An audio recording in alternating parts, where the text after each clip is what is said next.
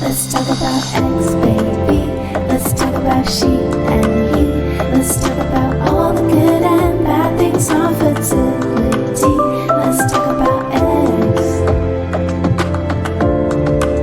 Let's talk about X.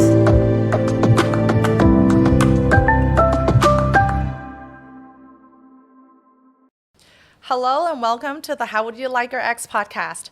I'm your host, Dawn Chan, and founder of Fertility.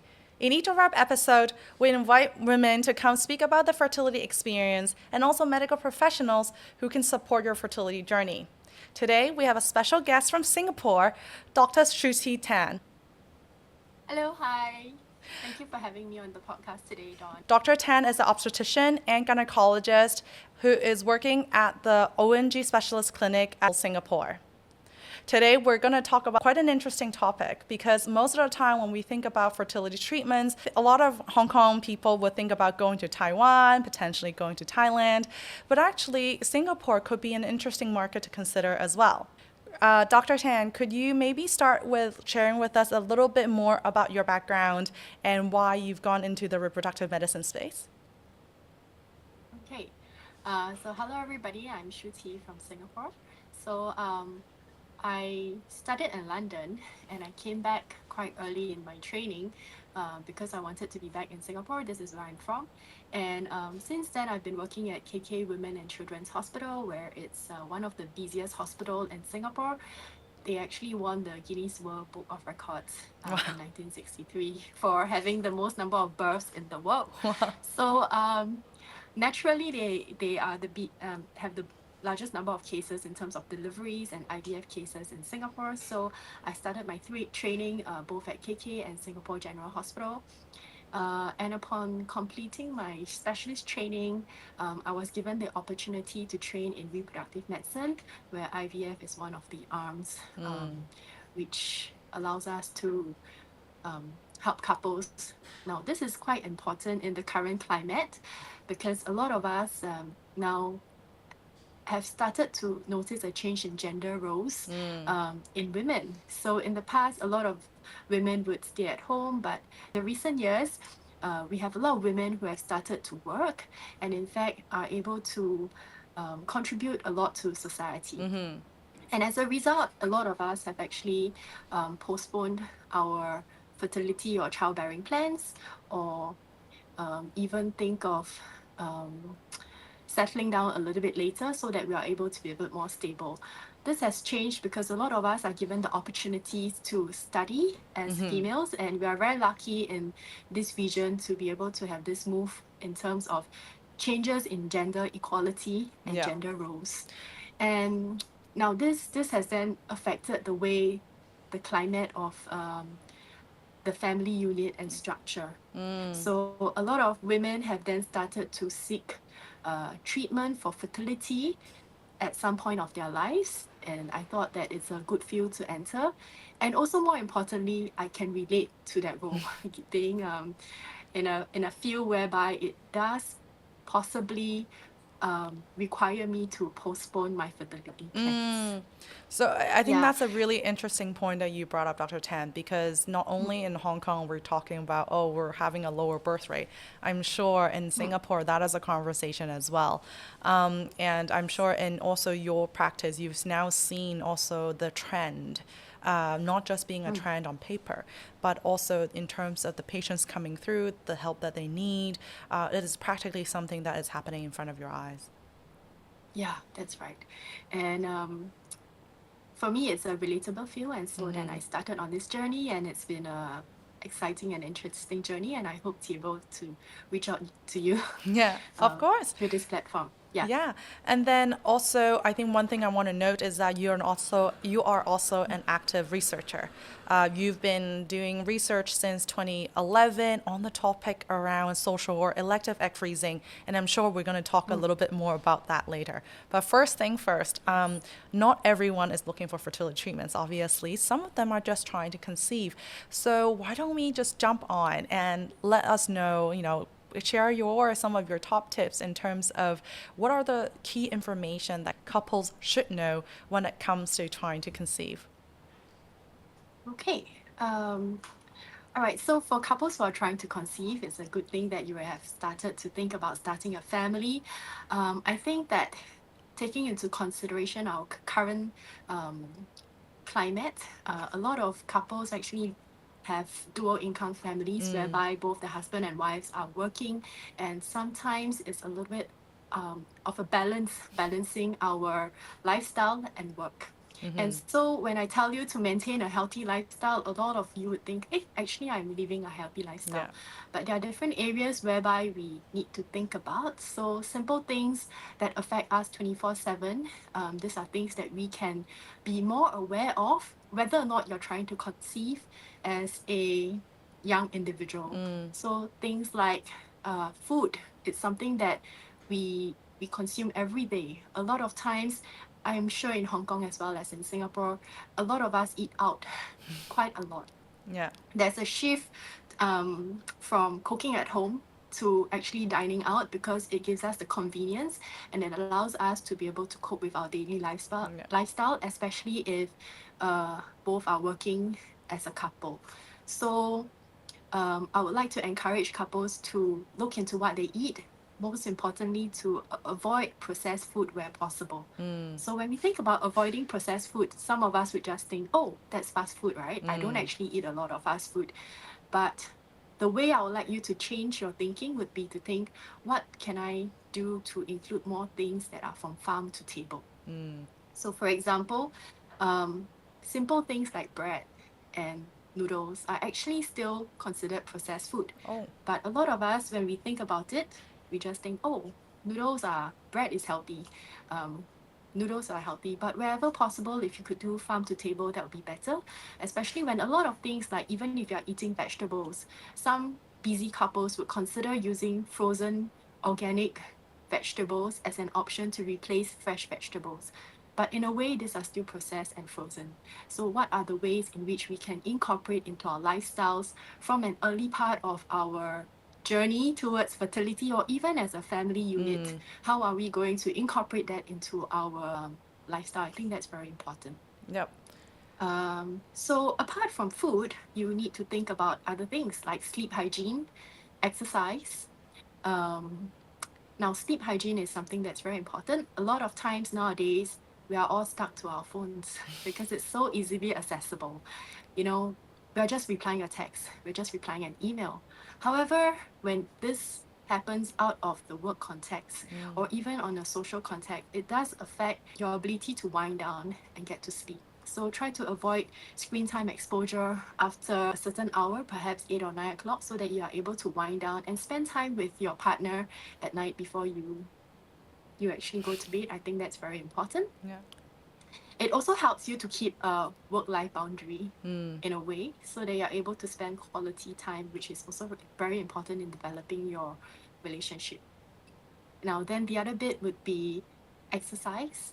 Now, exercise, we know that it's very important since young. A lot of us do think that, oh yes, we are doing exercise, and there are actually quite a lot of gyms that are available now 24/7 so that we're able to incorporate these exercises in our lifestyle.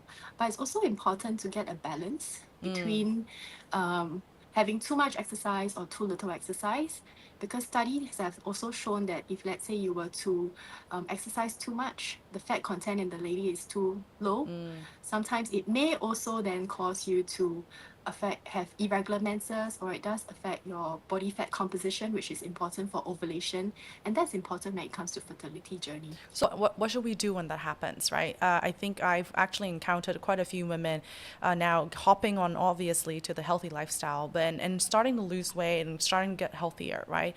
But as their fat content comes down, like you said, they've encountering irregular menses. What is your general advice in terms of maintaining that balance, or when they see that happening, how should they get back to on track, if you will? Okay, so I think one of the things is to be aware of your menstrual period, to be aware of whether or not you're overdoing it. Because one thing about going to the gym is that sometimes you get addicted to it. you actually don't feel good if you don't go to the gym, and you try to push yourself a little bit more because you feel good after going there. And when it becomes an addiction, it can be a problem. So it's very hard to tell what's the fine line between what's too much or what's okay. So being aware of your overall health, getting a doctor involved on this journey, whether it's just for your general well-being, and if you're on a fertility journey, to inform your doctor that that is part of your goals. I think that's very important, so that you actually get an objective assessment and not just based on, oh, I think I'm actually doing this okay. Yeah. Got it, got it. I think the topic of lifestyle is definitely resonating with many of our other episodes that has talked about from a nutrition perspective, from a naturopathic medicine perspective, now also from a medical perspective, that lifestyle seems to be the number one thing to note of when it comes to thinking about fertility. It's saying like if your body isn't at a good place, it's really hard for it to think about reproducing, right? And so I think that makes complete sense, but it also means that it is quite difficult because it's hard to find the right bar and balance when it comes to really achieving good lifestyle. So besides lifestyle, what are other key important areas that we should be noting of? The next thing for couples who are trying to conceive is to remember to start taking folic acid in your supplements. Now, folic acid is one of the few things that you would hear when you're trying to conceive. So when you are trying to conceive, think of folic acid. This is because in the 1991 multivitamin trial, it's one of the only vitamin actually that it's been found that if you were to consume it, it can reduce the chance of neural tube defects in your baby, which means that neural tube defects are almost totally preventable if you were to remember to supplement yourself with folic acid. Now, the thing about folic acid is that it's a bit hard to tell in your daily lifestyle if you're actually taking it sufficiently in your diet. In the UK, they do fortify things like cereal and bread with folic acid, but not necessarily so in the Asian culture. So, and a lot of us in Asia, especially in Hong Kong, we take things like wonton mee. You don't really take cereal in for your morning breakfast. Yeah. So then it would be good to take supplements, and that would include folic acid, minimally 400 micrograms as part of your daily supplementation. And for certain group of women, you may require as high as 5 milligrams as part of your daily supplement. So that's something important to think about. So my advice to married couples is that if you are not actively trying for pregnancy, you should be on the contraceptive pill. If you're not on the pill, then you should be on folic acid, because we need to remember that up to 50% of pregnancies are unplanned. So that's something important to think of. And the thing about folic acid is that you require to take it for at least 3 months before conception. That would be the ideal. However, in those situations whereby you fall pregnant unexpectedly, which could be up to 1 in 2 cases, then start as soon as you are tested positive. I think that's the only thing you could do at that point in time, and don't be so stressed about it. Yeah. Just see your doctor, and usually, typically in the first trimester or so, we will be able to screen by the first trimester if there are any major issues. Got it. I think the point is that don't be too stressed about it is also helpful, because some women we talk to, they're saying, oh, I may be thinking of conceiving, should I try soon, but I haven't started on the folic acid or the multivitamins yet. And then they're like, oh, does that mean my plans to start trying needs to be postponed by 3 months and all of that? And sometimes I think, as long as you just try as soon as possible, if not, that is also okay. It's not the end of the world, and it shouldn't be paralyzing you or making you postpone your plans entirely. That's right. That's right. Yeah. Anything else? Now, the last thing about it is, especially for the newlywed couples, to have fun in the process. That's Now, challenging sometimes. When they're thinking actually about conceiving, it becomes a chore a little bit, right? That's right. So sometimes for couples, especially when now we are sometimes a bit goal-oriented. And when I say goal-oriented, we're thinking, okay, we want to make a baby. So sometimes you'll find that some couples will be a bit stressed about the ovulation period. We can do temperature testing at home. We can do urinary ovulation tests at home. Or sometimes we are stressed about the mucus, and that can sometimes put a little bit of unnecessary stress in the process and make and take the fun out of it. I mean, we need to remember that having a child is something whereby it happens naturally. It should not necessarily need to have all this stress involved. So have regular intercourse, that's very important. And if let's say we were to have regular intercourse, most couples who are healthy, typically if you're below the age of 35, 80% should fall pregnant within the first year. And within 2 years, 90% will fall pregnant.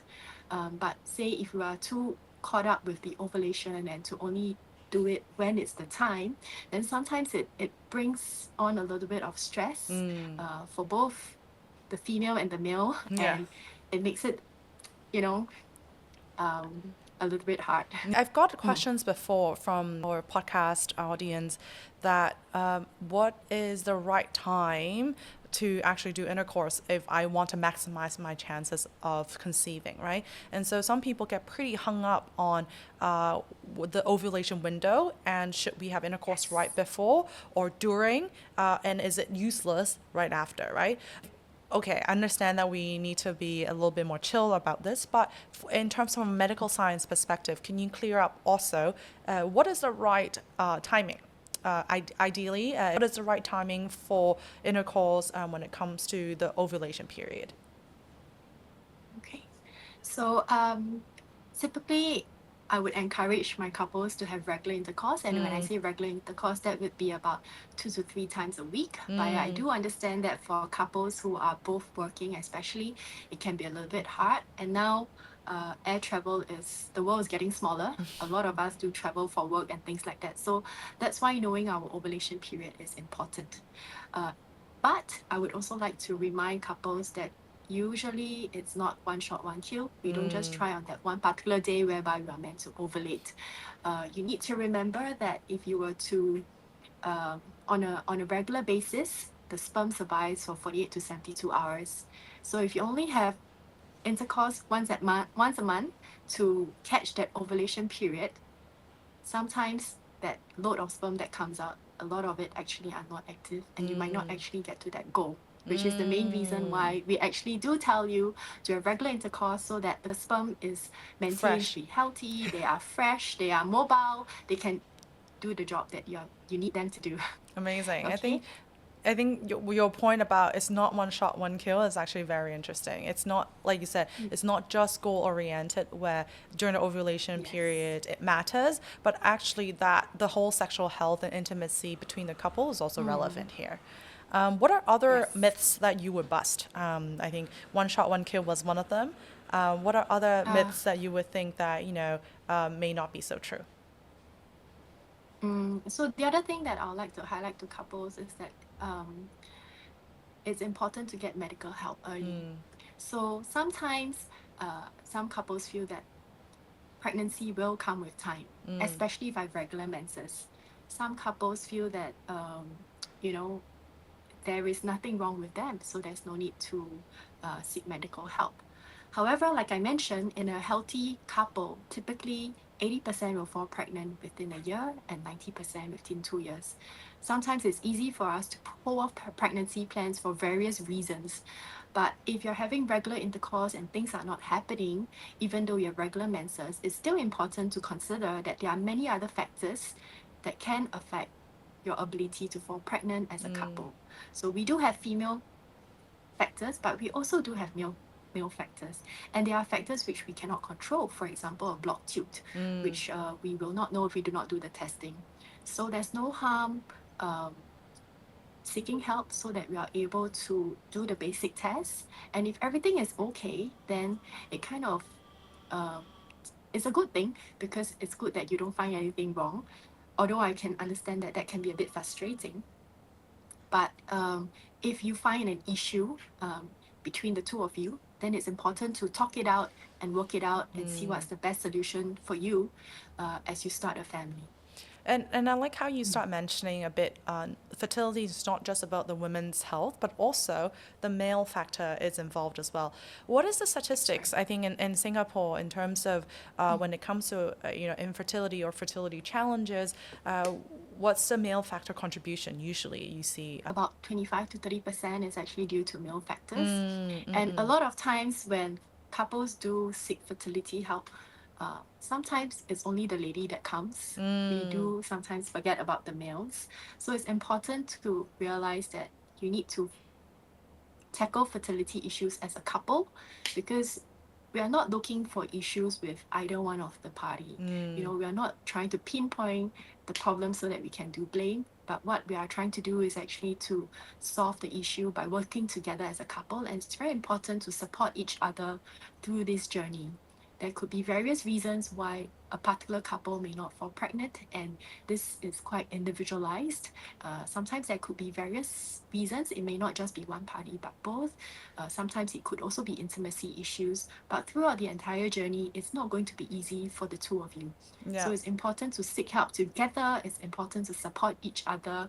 And this is especially important for fertility issues, because it is a bit hard for you to sometimes bring these issues up to your family or your friends.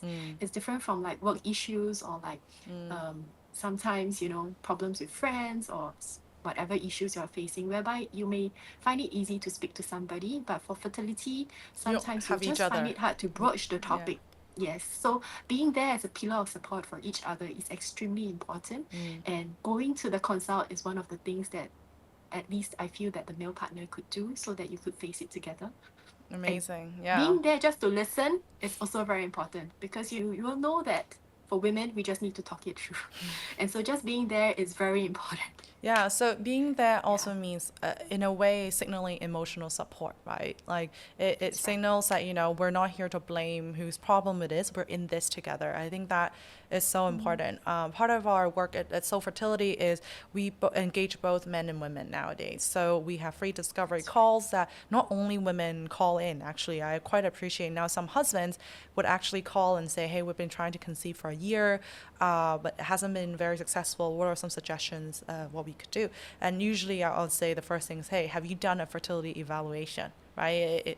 It may not be something that you've expected, but it could be solvable. It could be something very solvable. And a lot of people think about when they think about, oh, maybe I have fertility challenges, they get a bit paralyzed because they worry that they have to do IVF. They jump already very quickly in their minds that they may have to do quite a lot of intervention. And I try to say, hey, let's not, think of the worst case scenarios. Just do a fertility evaluation first and see, it could be something maybe as easy as taking an ovulation induction medication that allows you to ovulate better, for example. So I think that's super important of what you talked about, to just rely also on your doctor in supporting you through this journey. That's right. Great. In terms of, I know that you're based in Singapore, and so would love to know a little bit more about the fertility practice in Singapore. How prevalent are fertility treatments nowadays in Singapore? And I also know that you guys recently opened up for egg freezing, so would love to talk more about that as well. Okay, fertility treatments are currently more common in Singapore. In May this year, there has been up to 10,000 cycles reported in the year of 2022 in Singapore, and these are reproductive treatments, so namely IVF. This is quite a large increase compared to 2020. In 2020, it was about 9,000 cases, so we have about a 14% increase since 2020. And in comparison to 10 years ago, it's about an 80% increase. Wow. So it's getting more common, as you can see. So egg freezing has started to open up since July last year, and we are seeing quite a number of cases of egg freezing in young women in Singapore. And why I say that is because we do have an age limit for egg freezing. You are allowed to do it till just before your 38th birthday in Singapore. From 21 to 37, right? Yes, that's right. I understand that I think the O&G Specialist Clinic, the team there, and even yourself have done sort of some advocacy and some research work behind enabling the opening up of elective and social egg freezing. So can you share a little bit more about that and your research early on with regard to this topic? The issue about egg freezing has been an ongoing topic of discussion in Singapore ever since after the year 2000. And this is important because women's rights, like we mentioned, the change in gender roles, the advocacy for women's rights, just for women to have an option to consider egg freezing. It took us quite a while to get to where we are. And for myself, I wrote a paper on egg freezing in 2012 and it was published in 2014. And the idea behind it was that I was in residency at that point in time, and for my training in O&G, if you were to fall pregnant, you will be delayed by your training for 1 year for every child that you have. And at that point in time, my husband wanted 9 children. That would mean I will probably never be a specialist. So egg freezing was something that was not allowed in Singapore, but being an O&G specialist to be, I wanted to find out, what is the current knowledge of egg freezing in our current climate at that point in time. And so I did a survey among Singaporean female medical students. And why medical students was that I assumed that if you are doing medical school, you would probably have a better idea about egg freezing compared to the general population. And actually the knowledge among egg freezing from my study for female medical students was quite poor until we educated them. So there was a misconception that like egg freezing would actually help you to overcome everything else. But it's very important for us to realize that egg freezing is not the answer to everything. Egg freezing is an option for women to consider. But I think more importantly for women, it's for us to realize what is our fertility potential early part of our reproductive years. Now, when I was sitting in med school, they always tell me that the best time to fall pregnant is now, which means that when I was in my 20s, and at that point in time, of course, then I was pursuing my career. You would not be thinking about having a family at that point in time. However, it's important for us to realize that the eggs don't wait for us. Nowadays, we do have the option to keep young, feel young. We can do a lot of things, maintaining ourselves, healthy lifestyle. However, unfortunately, with nature, and this is something that we can't change, the number of eggs that we have starts from young. So we are born with a set number of eggs, and it starts to decline as soon as when we are in our 20s, and the rate of decline increases when we are in 30s, and by the time we are in our 40s, the number of eggs that we have are going to be less than way before. So for us to consider egg freezing only when in our late 30s could be a little bit too late. I think what's important for us is that when we are young, for us to know where we stand in terms of our fertility potential. And so this applies for all ladies, especially so if you are, you have large plans, you have big plans. I want to do this, I want to do that, I want to travel the world, I want to hit a certain part of my career, I want to be financially stable, and I want to get a house, and then I would have a child. But would your body actually allow for that? That's a question that you won't know unless you check it out. Now, our Asian setting is a bit different from the UK. In the UK or in the US, most women would have a doctor, like a general practitioner in charge of their overall health. And that's important because it lets them know where they stand. They tend to have yearly or regular checkup, which lets them know where they are in terms of their health status.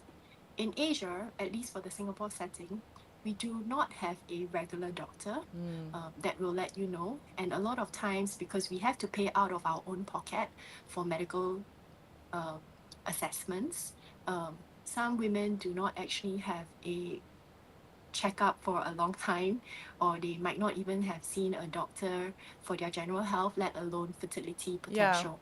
Yeah, I think that's exactly it. I was just talking to somebody who haven't never had a pap smear, for example. Like, even things like more basic types of gynecological checkups, and we're not even talking about a fertility evaluation. I think the awareness of that is still not high enough. And I'm hoping that obviously we can together push for that a little bit more. It's so important to understand understand where your body is at, right, in order to address it. So it's completely fine if you got a body check and you know that you're healthy and all that, you know then what your potential could be, your health potential could be. And so I think that message is so important. And also I like how you put egg freezing in a context, right? So I like to say, egg freezing isn't for everyone, but it is important to know your fertility potential and to make the right choices for yourself. And so I think that is one of the key takeaways when we talk about fertility and understanding your body. Yeah. And I think that is very important because now as we seek career as one of the personal satisfactions for women, egg freezing actually empowers women as well in the sense that we're actually able to have a choice over our fertility potential. It could be up to us whether or not at that point in time in our lives, if we actually have a partner to settle down, if we actually want to chase our career, if we want to travel the world. But if we actually know what's our baseline fertility potential, then this can be easily assessed by an ultrasound or a blood test, depending on what you're comfortable with or what your doctor is able to offer you. Then you will be able to know where you stand. And this doesn't mean that you need to seek egg freezing. As long as you know that, okay, actually I'm okay. I'm having regular cycles. I'm actually able to have the ability to fall pregnant. I am okay for where I am in terms of my egg reserve. Yep. I think what's really sad is that if you are only seeking fertility help at some point in time after you have tried for 6 to 12 months, and you could be in your 30s, and then you are told that I'm so sorry, but your egg reserve is very low. And you only find out then, I think that it's very sad because then perhaps the boat has sailed and there's very, very little that we can do to reverse time. So taking charge of your health by knowing, and knowledge is power, is very important. And this is especially so when we have reversed the sequence of how we have lived our life. In our past, there's this Chinese saying to say, 成家立业. You set up a family, then you go ahead to pursue your career. But nowadays, we have all reversed the sequence. Well, at least for me, I have started my career first and I put my family on hold. Yeah. And it's important for you to know where you stand, because if you know that your egg reserve are low, then perhaps, when you are thinking about having a family, you are thinking, oh, but I want to pursue my career first. You may be more inclined towards egg freezing, and then you pursue that route and find out a little bit more. But I think more importantly is to trigger the thought process for ladies. Yeah. Because if you have never thought about it at that point in time of your life, further down the line, it may be a little bit too late. So think about it. Initial assessment doesn't mean that you're committed to egg freezing, but it empowers you with the ability to know where you stand and what you can do to plan for what you want in life. I think that's important. Yeah, exactly. And sometimes your circumstances may change, and it's okay. It's okay to revisit, but at least you know where you stand in your early 20s, at the point whereby you're able to have financial independence. And make a that choice. Is very right? important. Yeah. That's right. So when I first started my career, I remember looking into health insurance, looking into planning, financial stability, buying insurance so that, in the future I can be well secured. But why don't we think about that for our own fertility potential? Because to me, that's a very important part of, being a lady. Yeah. And having that ability to have a choice, I think that's the most important. I think that's exactly right. And I think some of the members that we've talked to, when they found out that at 30-something, the ovarian reserve isn't as high as they thought it was, they start making that choice, right? Juggling, hey, yes, I would love my career and whatnot, but also I actually love to have a family as well. Then they make a choice earlier, having that information. That's so important than 5 years later when they're, really built out, their dream career, and then not being able to actually pursue a family the way they wanted. So I think that's a great sharing that you just had there. But one key question we usually hear then from women about egg freezing as a plan B, maybe as a health insurance, is that, okay, eggs is one thing, but what about my uterine health? Like there is pregnancy means there's an egg, there's a sperm, but there's also a womb, right? So from a medical perspective, approximately how important is your uterine health versus your egg quality and quantity how should we think about that trade-off and think about how long can I extend my fertility potential? Okay, so when you think about uterine health, there can be many things that affect the womb. So it could be simple things like endometrial polyp, there could be fibroids, there could be adenomyosis. So sometimes with that, it really depends on when you actually want to fall pregnant and you prepare the womb. Now, why is it important to get an initial assessment? We talked about having a scan early for your egg reserve, but at the same time, when you do a scan, it doesn't just evaluate your ovaries. It evaluates typically everything in the pelvis. So we are talking about things like your womb, so looking at your womb health at the same time as your eggs. And now certain things like polyps and fibroids, some may affect fertility, some don't. And even if you were to do surgery for these common conditions like fibroids and polyps, there's a potential for it to come back up to 30% within 5 years. And so that's relatively high. So it's important to still then do a fertility assessment at that point in time where you are actively trying to fall pregnant. However, if you do have adenomyosis, then it's important for us to get pregnant earlier rather than later, because adenomyosis itself can reduce your chances of fertility by quite a lot by affecting the implantation. So by doing the initial assessment with the doctor in your early 20s, you will have an idea, because the doctor doesn't just do a blood test and a scan and send you away with the idea of egg freezing. Typically, we would also include a detailed medical history, finding out about your menstrual cycles, finding about whether or not you're having painful menses and things like that, to evaluate you as an individual, not just dissecting things apart, but it's to tell you, for you as a lady, in terms of your fertility potential, in terms of reproductive ability, in terms of where you stand now, what is best for you. And if you are not currently actively trying for a child, then what can you consider, and whether or not, because if you have things like adenomyosis, about 35% of women above the age of 35 would be affected by adenomyosis, which means that if we do delay childbearing, then there's a higher chance that we are affected by this condition. However, this is typically associated with painful menses, heavier menses, and if you were to do regular gynae checks, typically we will be able to see it on the ultrasound. It doesn't just hit you suddenly. So, like I said, getting a doctor that you are comfortable with on this reproductive journey to take care of your womb and your ovaries, you will be able to get direct feedback on where you are in terms of your reproductive potential at that point in time of your life, so that you're able to plan ahead Great.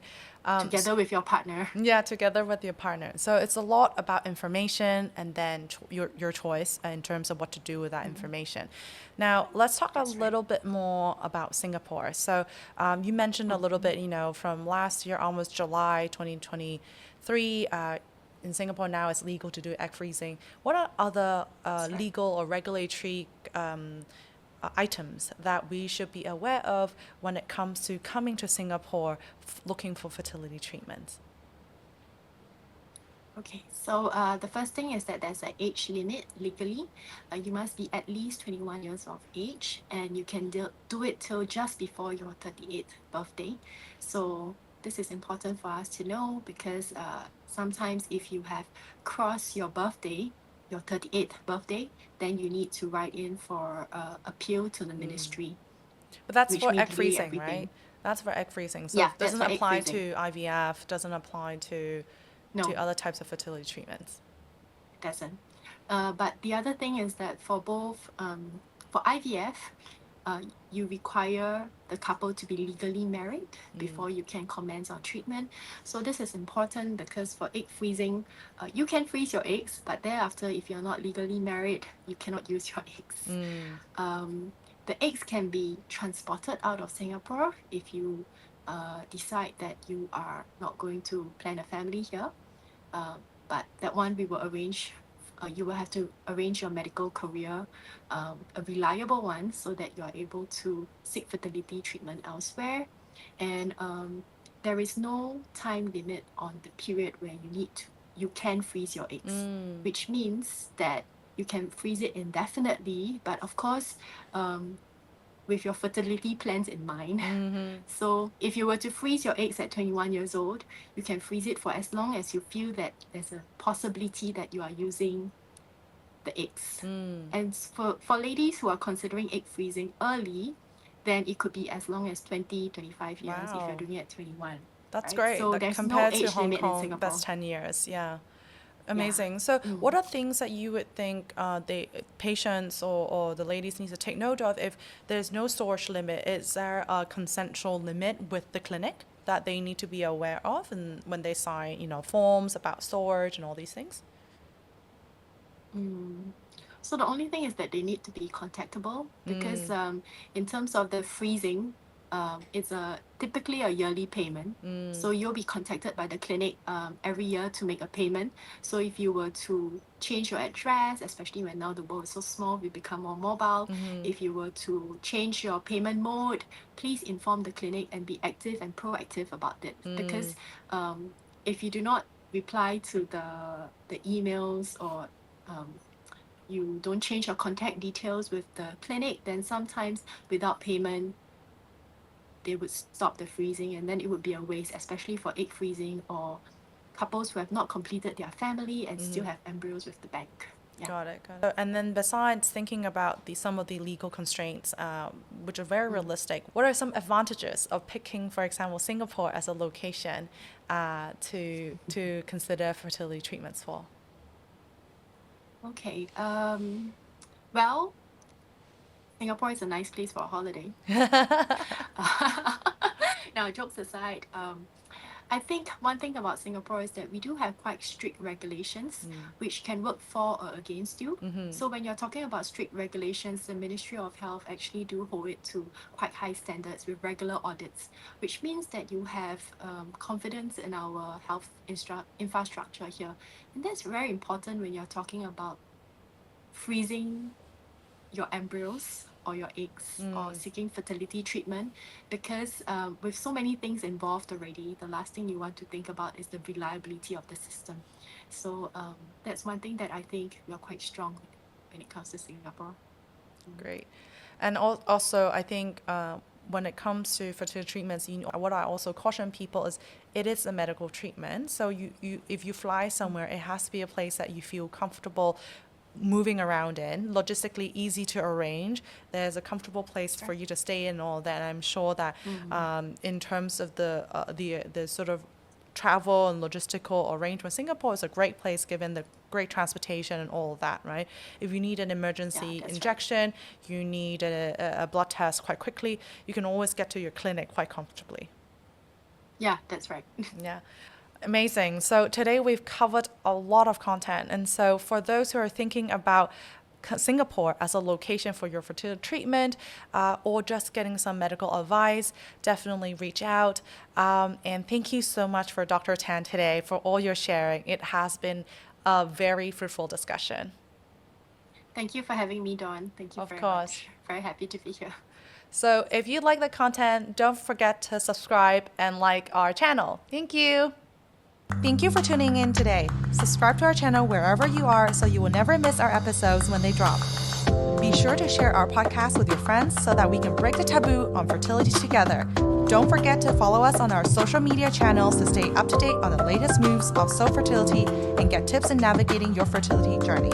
I am Dawn Chan, and we will see you next time at How Would You Like Your Eggs podcast.